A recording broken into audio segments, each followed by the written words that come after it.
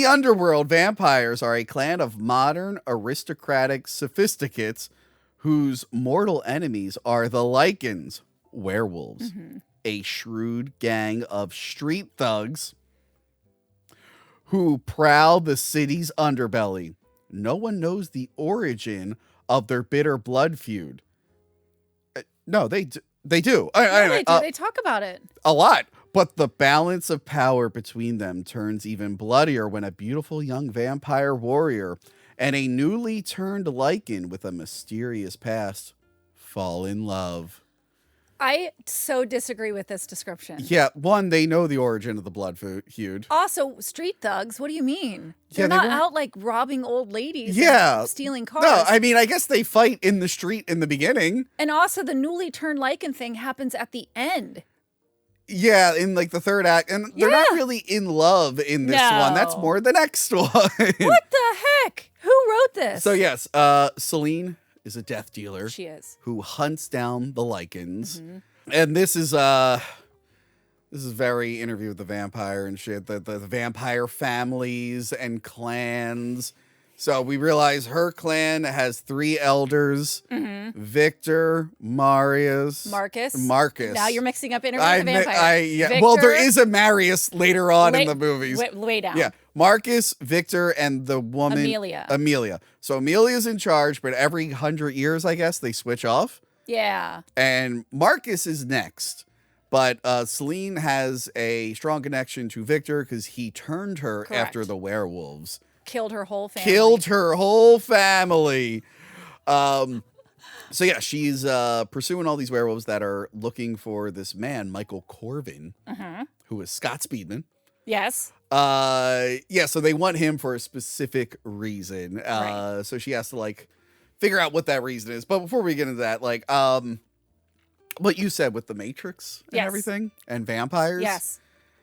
That's what I hate about this. Yeah. I was just like, I've seen all of this better in other movies. It was very derivative of what was going on at the time. Yes. In other action and sci-fi movies. Yes, but they threw in vampires, and that's where I was in.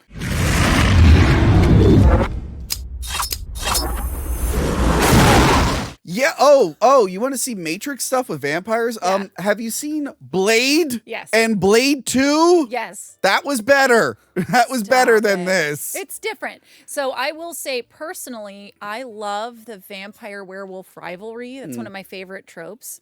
So I like that they had the two pitting against each other, and the fact that it was like these death dealers are specifically trained to find and wipe out werewolves. And she even says, like, they're almost eradicated at this point because we've been doing this for centuries. So we find out at the end she's 1,000 years old, which the math isn't mathing, but okay. So she is like the best death dealer at what she does. And so I love this idea of like, I also love the different covens. And I love the walk through the manor with all these rich, vampires and all that. I love that stuff. I'm here for it. And I love the idea that at some point, and I wish they had tapped more into this, like how did this decision happen? But at some point in time, they're like, all 3 of us elders cannot be alive at the same time. It's too much power. It's too much fighting. So 2 are asleep at every time while 1 rules. And then there's this special ritual that wakes up the next one in line. And it has to be done by the elder who's alive because they're the only ones strong enough to do it. And I loved the idea that when you drink blood, you can see their memories. Do they introduce that in this one or the next one? Okay, they do it in this one? They do, because when she wakes up Victor, she does it, but she's not strong enough to like do it right. So all of her thoughts and memories are very chaotic. Right. And so he's like, she said, I've shown you everything you need to know. And he's like, no, you haven't, because you're not old enough to do this. I can't understand what you're trying to show me. But then, of course, it turns out it's because he is aware of everything that's happening, and he's covering for Craven. Speaking of the clan and the... Like, they're dressed like Victorian vampires. I I'm like, it. they're not making any effort to blend in with the modern world. I love it. You have death dealers in all leather. Yeah. And then the rest are in Victorian. I know. And like, I think this was another problem with the movie. It was trying so hard to appeal with the Hot Topic crowd at the time, which I'm guessing worked. Classic Hot Topic. I mean. Which I guess worked. Yes. But that was like your classic goths before it turned into emo. Yes. This is definitely the transition between goth to emo. And I see this movie, like, both sides really enjoyed this movie. It brought us together, Tom. Yeah. Okay. So I thought it just, again, when something's trying too hard to be like multiple other things, it just fails for me. That's Yeah. what this movie does. Well, so go ahead. the vampire weaknesses. One of my many pumpkin heads. That you set up just for me because I came back for Halloween. Oh, that's right. Yeah, even though we're early in November, I put all the Halloween decorations back just up for me. because I felt bad you weren't here for any of the Halloween That's stuff. so kind of you. It's not because we're And ignore the fact that we posted this happening actually in October. Yeah, ignore that. We're definitely not filming this in October, and I definitely didn't forget to time take travel. everything down. Well, what the weaknesses go. Yeah, so the vampire weaknesses, they will change from movie to movie. You can just put them down if you want. Right. So, as somebody whose whole podcast is about the rules, Yes. I kept going, but wait, So but wait. so in this movie, they basically say just sunlight, or I think them biting each other, the virus kills each other. So like a vampire biting a werewolf will kill it. Werewolf biting a vampire will kill it. But the humans too, because when the Lycan bites Michael, Yeah. she goes, "You're lucky. Most humans are dead within an hour because Yeah. our viruses are deadly to humans." But that's how we learn that he's one of the special ones. So I wanted to bring this up too, but we Well, forgot. how do they make new werewolves? Well, no, because they were biting each other, and that's how you turn them into a werewolf. in Some are later movies, but in the first movie, she said it kills most humans. But then they just ignored that rule. Yeah. In later Oh, I get ones. maybe. Well, they talk about in later movies. They talk about how like the werewolves have changed a little bit. Maybe this because there's modern the lower strain. lichens and the higher lichens. Maybe Yeah. this modern strain, not everyone can survive. But we also learned that they can give birth to werewolves, so maybe they're just naturally reproducing. Yes. Again, I So- know I say this every time you and I Yeah. talk. They never expected you and I to sit down on YouTube and rip this all apart. So the way they die, based on this movie, sunlight, and then Beheading. a bite from a werewolf will probably kill you if you get mauled by a werewolf. Right. And I guess beheading is Beheading. the only way. So they're fine with silver and everything. Yeah. The And they have the werewolves- cool weapons. Yes. The UV bullets and all that stuff. I love that. Yes. So the werewolves' weaknesses in this movie, they say is, I guess, again, a bite from a vampire will kill you.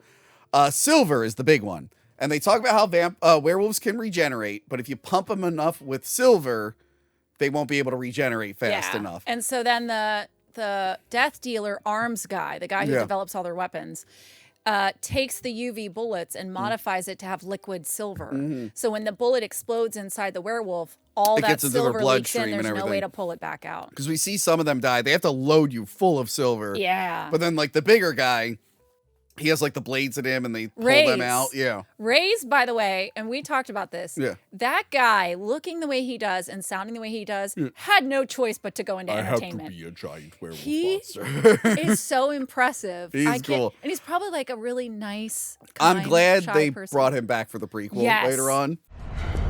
We were ambushed. Death dealers, 3 of them. So that's how you kill a werewolf in this movie. Right. We'll talk about other ways to kill them But in the later other things films. we have to make sure we talk about is Lucian is a big part. Lucian is Michael Sheen, Michael Sheen, who I talked about recently when we did Tron Legacy. which it is so hard to believe that's Michael Sheen. Yeah. Because you see him in this, then you see him be Arrow in Twilight, Yeah. and you see him be Azrael or whoever in Bad Omens. And you're like, that's the same actor. Yeah. That's crazy to me. Michael Sheen is in one of the most depressing movies I ever watched, Beautiful Boy. Oh, I haven't seen it. Not from 2018. I think it's from 2011. Oh, it's a bummer. But it's a Lucian- bummer of a fucking movie. Oh, then I don't don't watch want- no, Beautiful thank Boy you. from 2010 No, unless you thank want to you. be really sad. This is why I do comedy and horror. That's it. So Lucian is the first of his kind, which is the first higher Lycan Yeah. that doesn't have to be in wolf form. So all the time. originally you would turn into a wolf and you would stay in that form, and That's it. you could only do it when the moon was out. But then these newer Lycans, they were able to change on command. They're not limited to the moon. And we find out he's the OG one of that. And Yes. he was born. So not Yeah. bitten, born. Yeah. And so that's a big part of all of this. And the other thing I wanted to mention is the original, there's one man that sired 2 sons, 1 wolf, 1 bat. Yeah. So this is the origination of the species. Yeah. Are you about to flip out? So here we go. Yeah. So they mention that there's a lot of lore. That's actually my problem with this movie, okay?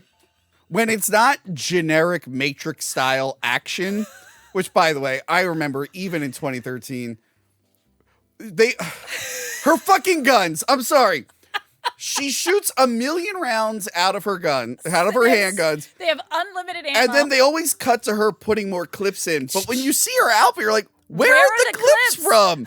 At least, like, they're ripping up the Angelina Jolie Tomb Raider where she puts her hands. Sure. But at least in Tomb Raider, she's wearing a backpack and we see this little contraption come down with more clips. Celine doesn't have that. She just shoots. Yeah, and as somebody who's currently wearing a corset and leather pants, I don't know where these clips are going. This, by the way, again, early 2000s, leather was in. Let's bring it back. And we joked about it in the when we did Daredevil, the Ben Affleck Daredevil. Like, you would always hear Daredevil coming because you would just hear. Are we alone? No, that guy up there who thinks we can't see him is crinkling like crazy. But so you were talking about the lore. Yeah. Oh, yeah. So the origin of both werewolves and vampires comes from Corvinus. One guy, which this is what I wanted to mention. Okay. You know what that's a nod to, right? No. The king of Hungary, Matthias Corvinus, was friends with Vlad Tepes and was the one to capture him. Got you. That's where it comes Okay, from. so there's a little bit of that in there. So Castle Corvin, which is Michael's last name, is where Vlad Tepes was captured. Got you. Okay. For more Vlad Tepes, watch our Welcome. Dracula Untold review on your channel. Oh my God. So there was a plague or whatever that was going on, and he was naturally immune to it, and something in his blood made him like immortal. Not a vampire or werewolf, he was just immortal. And So they try and have a genetic component to all yes, this. but this is my problem with all the movies. They never really explain this one part. He goes, his one son was bitten by a wolf, and the other son was bitten by a bat, and that's how you got werewolves and vampires. But me, I'm just like, why did the bat and the wolf turn them into those monsters? They never explained that part. I think that they could have had a whole movie about this. That probably would have been very interesting. Because it's all up until the 5th one, this is pretty much sci-fi. And I'm like, okay, so what was in the bat and in the wolf that turned them into that? Again, they did not expect you and I to sit down rip all this apart. Okay, and then it bothers me because I'm just like, well, why do the werewolves get to turn into cool wolves, but the vampires don't get to turn into bats? Oh, that's a valid point. Next movie helps that a little bit. Now, for me, vampire, they're just so much cooler when they get to turn into bats.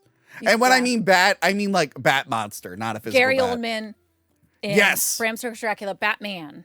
Yes. Not Batman. Not Batman. Man-Bat. There you go. The villain that Batman occasionally It's sexier than fights. we're making it sound, really. Now, the werewolves. One thing I've always liked about this movie is the look of the werewolves. Yes. But they're kind of filmed like garbage. They never really give you like the effect, the practical makeup effects look great. Yes. The suits look awesome. I love the transformations in this. Yes. This is probably my favorite digital werewolf transformation. And I mentioned on my werewolf episode because I'm like, it's one of those ones where I'm just like, it has its flaws. Yeah. But dude, that first transformation, because it's like, it's a physical man, and then it cuts to the physical suit animatronic, and they digitally like transition it. But it actually, any other movie would be a cheesy effect, but you see it like, it's almost like stop motion, them turning. But like the sound effects help it, where you just hear all the bones are shattering and replacing. So it's like, yes. And they look so cool in this one.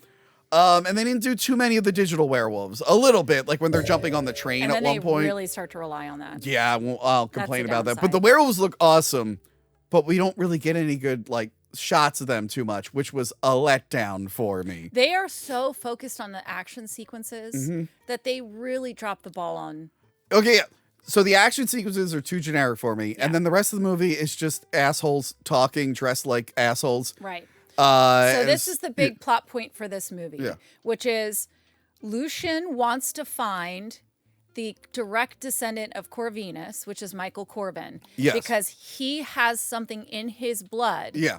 that is special. And because of that, he can become a hybrid. Yes. So by the end of the first movie, he is werewolf and vampire. Mm-hmm. And that is like never been seen before in this world. It and almost was once. So what we learn here is Craven, right? Mm-hmm. Who was left in charge of the particular house that Celine's in by Victor.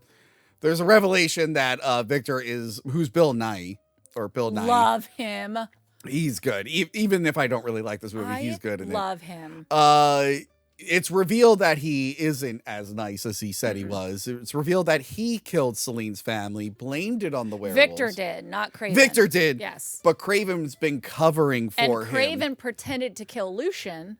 Yes. And actually is in league alliance with him. the werewolves. Yeah. So he's like, I won't kill you if you guys just stay underground. Yeah. Give me a piece of your skin that I can take to the vampires and tell them I killed Lucian. And that's how he's now in charge of Victor's coven. So he's kind of in on this plan. He's making a move. And he wants Celine bad. Yes. He wants Celine as his bride. He wants to like take over everything. So he's helping Lucian out. So yeah, Victor, when it's revealed he's a bad guy and killed Celine's family, we realize he took Celine because his daughter was Lucian's lover and they were about to have a baby that would have been the first hybrid. And he burned her alive. Victor killed his own daughter. His own daughter, which depending on which version of the movie you're watching is sometimes Rona Mitra. So I was shocked by that because I know Rona Mitra. She's in the third one. I knew that she was in that movie. And when I was watching, I wasn't even watching the unrated version. Okay. Which I don't know if there's any difference in the unrated. I hear it's longer, but I don't know what the changes are. Oh. But I was watching just basic vanilla Underworld on Pluto. Because actually I used to have... But no. You know what? I used to own this DVD. So again, I never liked this movie. And at trivia in 2013, some Star Trek trivia, I won something and they're like, you get a random DVD. And I pulled it out and it was Underworld. I'm like, you gotta be fucking kidding me. I gave it away at a convention. I have the full box set. So I learned that some point after Underworld 3, they went back and added Rona Mitra to the flashbacks. Because I'm like, I don't remember her being the first one. Like, that's actually pretty cool that they planned it out. And I looked it up. It's like, nope, the original actress was replaced, which is mean to that actress. So that's the version I saw. Was the Rona Mitra one? This time around. Yeah. I saw the one where they put her in. Now, I know it's funny. It reminds me, and I have a video on this channel about this, a very old video. Reminds me of Frank Costanza on Seinfeld. Oh. Because he was originally played by John Randolph, which is Clark Griswold's dad in Christmas Vacation. But they ended up not liking him for the part. Oh. So they replaced him with Jerry Stiller. They actually, for syndication, they went back and they got rid of all John Randolph scenes and replaced them with Jerry Stiller. So when you have the DVD, you get two versions of that episode. So yeah, so whenever I see them do that, I'm like, oh, they Frank Costanza that. Your ability to bring everything back around to Seinfeld It really is a problem. It's a problem. It's a problem. So this is all actually the lore is interesting, but it's been being delivered just so like bluntly and uninterestingly, and then the action is just generic bullshit. So the thing is when you write out the story, you're like, they had something there. Yeah. And they should have explored it and really used the it. way the story is being presented just doesn't work for me. The visual style, I like the steel blue look. Yes. It I does like get that. tiresome by the fifth one, though. Yes, but like the leather outfits in 2003, I was starting to get tired of it. Even the Matrix movies weren't doing it at that point. They only really did the leather stuff for the first one, and they switched to that weird, I don't know, Asian gi that he had. So the action's lame.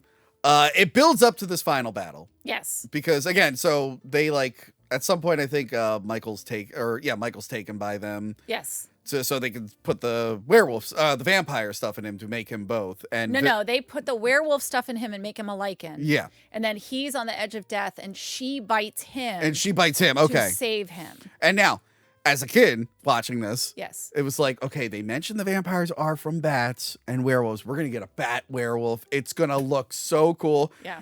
But before we get that, we have everything like Craven turns on Lucian, pumps him full of the silver nitrate, and he's trying to like fight it off. Mm-hmm. Celine gets all the stuff revealed to her. Mm-hmm. Everyone's backstabbing each other. Victor comes in with his team. The other elder is just mauled to death by a werewolf. Amelia is murdered by all the Lycans. Also, by the way, when Victor first comes out and all that dried skeleton with all look, the stuff that was cool because they're just pumping blood in to regenerate him. So cool. And he's kicking all kinds of ass, and we get like these big fight scenes that for me were a letdown. Because, like, I guess the werewolves look cool, but I guess they aren't the most practical when it comes to fighting. Well, maybe that's why they went so digital in the next one, because there's probably an actor who can't see very well going like this. Yeah. The silver whip guy. Oh, yes. I was like, that's going to be awesome. And it had, like, razors on it and stuff. Yeah. So it was, like, barbed wire. Yeah. I thought that fight was going to be so fucking cool. We get to it. He just kind of whips the wolf a couple times and goes, and then he gets stuck in a rock and he gets killed off screen. I just wanted to see that silver whip guy and nothing, like, oh, come on. And even the final battle when Celine kills Victor, I was like, it was so unsatisfying. Okay. So Michael starts to change. I'm like, what is this bat werewolf going to look like? Painted black and then he changes and it's just the blue guy with big nails, and I went, oh, fuck off. It almost looked like the male version of what's her name from X-Men, Mystique. Yes, he looked like the male version of Mystique. I will say the later movies gave him more wolf-like features, but this one, you wait the whole movie to see what this fucking hybrid looks like, and it looks like dog shit. The problem is the writing like really led up to something that could have been and then the effects weren't there. So, yeah, you're right. Celine ends up cutting Victor's head in half. She just leaps with a sword and lands. And then they do the anime thing where it slides off, which, again, Equilibrium had done before this. Luckily, no one saw Equilibrium in theaters. It became a cult hit afterwards, but I think it was Tyrese, some actor, and then he gets his face cut, and he turns and he says something, and his face falls off. Yeah. And they were kind of doing that, and I'm sure it's been done in animes too. Oh yeah. Yeah. So that was like a super big letdown there. So then Celine and Michael go on the run. Yeah, and the reason they found out all this information is because they captured the Lycan scientist. Yes. And they killed him, and the movie ends with all the blood of him going into Marcus's tomb. Yes. Which that's a trope I love in vampires is the blood dripping onto the coffin or onto the whatever.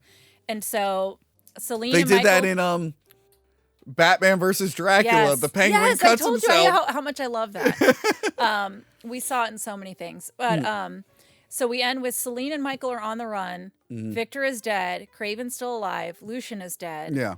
And now Marcus is going to be awakened. Yes, and I'm sure that was an exciting cliffhanger for a lot of people, but me, I went, this movie sucks. I'm not watching the sequels. I thought I had seen the second one at some point, but rewatch, I have not seen it till now. I'm looking at him like, I don't even remotely remember any of the stuff. I just saw the trailer. So you and I were texting the whole time. Yeah. Because I was like, I turned on the second one. And I turned on the third one. I'm like, okay, I've seen these. They're coming back to me. And then I turned on the fourth one. I was like, I've definitely never I knew seen for this. sure I didn't see anything after the second one. But no, I was watching the second one. I'm like, I probably just remember the trailer, the big bat thing. So I will say, I hated that we lost Bill Nighy and Michael Sheen because they were both so fucking good. Don't worry. They find ways to bring them back in That's these. why I mentioned it. Yeah. That's why I mentioned it. Bill Nighy, I would watch him talk about paint. Yeah. He's so entertaining. And they called him... The paint is very dry and this color is brown. And this color is... I love him. Yeah. And they called him on the set the rock star vampire. Yeah. Which I was like, he's so likable. You're not supposed to like him. Remember that lady vampire gets scared by Michael and she jumps up on the ceiling? Oh, yeah. So I want to talk about her. Yeah. So in this movie, she was named... I don't remember, but she loved Craven. Yeah. And Craven wanted Celine. And listen, anyone who's female attracted, don't walk up to a woman, grab her by the arm and say, you will be my queen. Not going to go well. Yes. Especially when they're armed as a warrior. Also, all girls are thoughts. They're not queens. Did you ever see that video? No. It's like two nerdy dudes with like lightsabers. All women are queens. If she breathes, she's a thought. Listen, anytime I bring up like anything like this, I know you're gonna have a comment. But so the blonde wants Craven. Yeah. The blonde, by the way, would end up being in a show called Moonlight, which is also a vampire film. Okay. Or a vampire TV show, also in the 2000s. Okay. But the scene where she is over Michael and Michael opens his eyes and she flies up to the ceiling and bears Fang, apparently is the most popular scene in all of the franchise. Really? And they mentioned the fact that everyone has the same fangs, but for whatever reason, hers look bigger in her. I don't know if she's a smaller person. Yeah. But that shot is very like memorable. By the way, I'm just thinking of all the movies now. Does she ever come back? She doesn't come back, No. but I'm thinking of like when we talk about their outfits, I'm like, I feel like Celine is just always wearing that outfit except for the one sex scene. Yeah. And then the last movie, she switches up her outfit and her look, but I'm like, she's just always in that Same leather outfit. bodysuit with the Yeah. trench coat. She never wears I just anything picture, else. I just picture her behind the scenes, like sitting in the laundry room while stuff tumbles and she's Yeah. totally naked because she has nothing else. We should mention, she used to date Michael Sheen. They were Oh, never yes. married. They had a Yes. kid together, yeah, though. they have a kid together, and then And- she met Len Wiseman. Yes. And she And then they got convinced married. Len Wiseman to cast Michael Sheen because Bring they were Michael still, it was like amicable, like they were totally Apparently, fine. they're still very kind Yeah, to each yeah. other. Yeah. So she got him the part in the movie, but then she ended up marrying Len Wiseman, who I think was involved with another lady at that time. So, Kate, you're a homewrecker. Yeah. So, what did you think of Underworld overall? I don't like it. Rewatching it now that I don't have the initial disappointment, it's just bland for me. How do you feel about it? So opposite. When I first saw it, I thought it was like the coolest thing ever. Again, Yeah. I was 23 years old. It was the time, hot topic, blah, blah, blah, right? Mm-hmm. I thought it was so cool. I loved it. Now, when we decided to do this and I went back and rewatched it, I went, That happens sometimes when you go back and rewatch a movie you really like. You're like, oh, that didn't hold up. because the story was there. And so it feels to me, this movie felt like, the whole franchise really felt like you're talking to somebody and they're promising things and the chemistry is there and everything's great. And then you go out and you're just like, oh, Yeah. it's not there. That's what it felt like. Yeah. It felt like a promise of something great and they just fumbled it. And nothing. Well, I think the actors did amazing. Listen, with what they we had. say they fumbled it. It made a shit ton of money and became a franchise. So I guess they Sure, technically sure. didn't fumble No, it. they It didn't just fumble. didn't work No. for us. No. Critically, none of these It didn't movies work were for us now. Yeah, it didn't really work. Critically, none of them really did super well. Yeah. It made enough. Yeah, good enough.